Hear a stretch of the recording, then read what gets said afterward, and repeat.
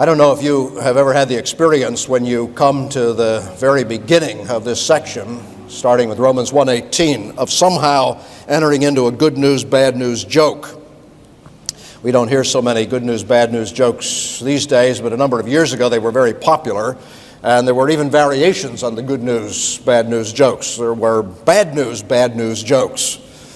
Well, when I come to this, after having read the verses immediately preceding in which Paul has declared his intention of making known the gospel, which, as you well know, is good news, and now I read verse 18 about the wrath of God, I think that's exactly what I'm living through.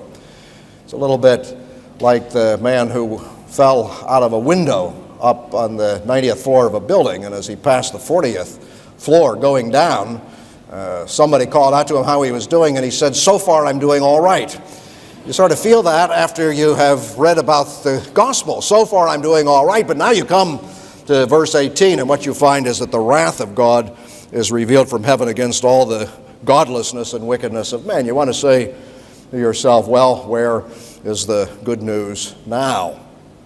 I suppose this is a difficult problem for people today, not only for that reason, but also because when Paul speaks of the wrath of God, he introduces an idea that people in our time hardly take seriously.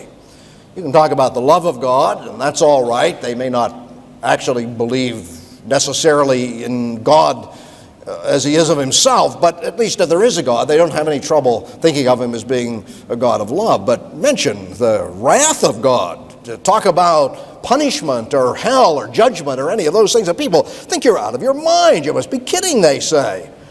We don't think in those terms of ourselves, and if we don't think of those terms about ourselves, well then certainly God couldn't think along those lines either. And yet this is precisely the point at which the Apostle Paul begins. We need to be reminded, therefore, as we start this first main section of the book of Romans, that wrath is a biblical idea.